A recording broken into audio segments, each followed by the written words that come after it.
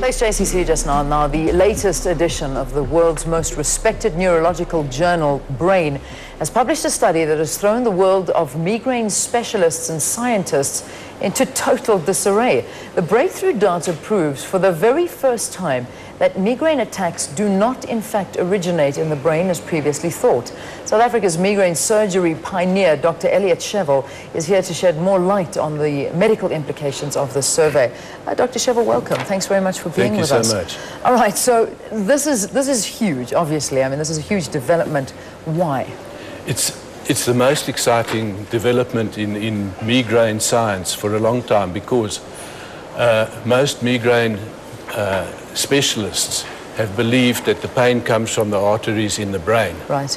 And these colleagues in Holland did some very, very high-tech measurements of the blood vessels in the brain during migraine and outside of migraine, etc. And they found there were absolutely no changes in the brain. And they have now absolutely proven that the pain doesn't come from the brain. And for us, it's very exciting, because this is what we've been saying for years and years. Yeah.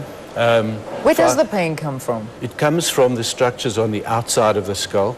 There are two structures mainly. They're the arteries, branches of what they call the external carotid artery, and they're the muscles around the head and neck.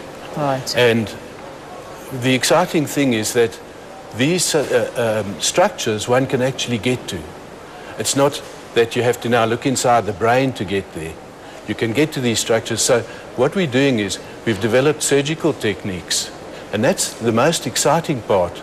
I was in Berlin last year visiting a colleague, Professor Mühlberger at Humboldt University, and we decided to actually start the International Association of Migraine Surgeons, and I predict that that will become the most exciting development in migraine, because once you do surgery, that's usually a permanent cure. Yeah. Well, I remember having you on the program last year. I think it was around about July or so when you came through with this breakthrough surgery. What has this done now to your research, this finding? Well, what we are doing now is we are refining the techniques, refining the diagnosis, but what it's done is it's brought us into the forefront, because this is what we've been saying all along, and it's actually destroyed any opposition.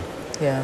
Now let's talk about this procedure that you're doing. And again, as I say, when you were on last year, Morning Live viewers went insane. They were phoning and emailing, desperate to get the number of where you do it, how it's done, what the costs are. How's it been? How have South Africans taken to it, and the success stories behind it? South Africans have taken to it in a big way. Yeah. And not only South Africans, as I mentioned earlier, we have people flying in from all over the world to come and have the surgery here, which is the only place really where it's being done at present.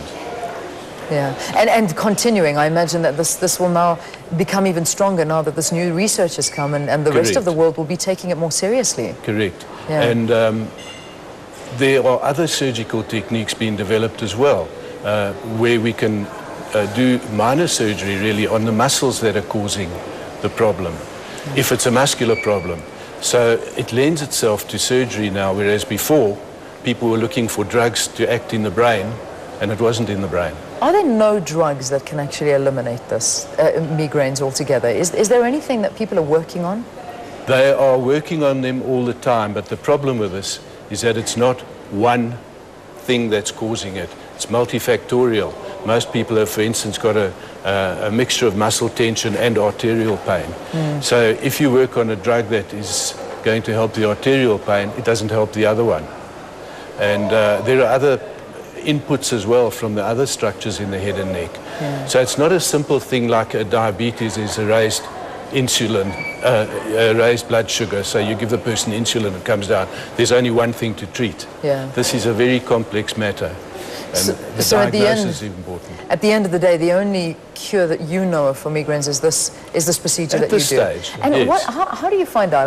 I'm actually just taking us back to last year, because I'm sure there are a lot of new viewers that have come in. How exactly does this procedure work that you do for people that suffer with migraines? Well, if you examine a patient while they're having a headache, and you know where to where to compress the various vessels Yeah. that are usually causing them. If you compress the vessel with your finger and the pain goes away, and you take your finger off and the pain comes back, you know that that vessel is responsible for the pain. So, and now we are using what we call a CT angiogram to find all the vessels that might be involved and to measure exactly where they are, which makes the surgery even more precise. So it's moving at an alarming rate. Yeah. Does it differ in people? For instance, I mean, if I come and see you and I have a headache or a migraine at this time and you press here and it goes away, but would this be the route for me the whole time, or would it change? It changes. So then would the procedure work if you perhaps do the procedure there and the next time I get it over there? No, but what we do in the diagnosis is we test all of the arteries. Now, sometimes if one compresses an artery at the back of the head, the pain here goes. Okay. So one has got to examine all the arteries, and then when we do the procedure, we do all the arteries that are causing the problem. Yeah, yeah. Well, let's get that number again, because I know people are, they're so interested in it. Oh, apparently it's on the screen already. The Migraine Research Institute, it's 0861, it's too far for me to read, 678-911, 0861 678-911. What are the cost implications of having a procedure like this done? And do medical aids pay? Some medical aids do, some don't. Some pay part. And the cost implications are anything from 3,000 to 30,000 rand. It depends on how much we have to do, how long they stay in hospital, etc. Yeah, yeah. And just finally, the year ahead for you, are you going to be doing a lot more selling of this surgery overseas? As I said, Leanne, it's so exciting. Yeah. Now, I'm doing research projects with this professor in Berlin. We're doing a joint project with Professor Cianchetti in Italy, which is being funded by the South African and Italian governments. And possibly there'll be some Danish colleagues coming on board as well. So it's spreading. Yeah, it's spreading and originating in South Africa. Well, thank you very much again, Dr. Elliot Shevel, for being with us and talking to us about this procedure. The number again, 0861 678 911. Let's take a break. When we return, Evita is in the house. Stay tuned.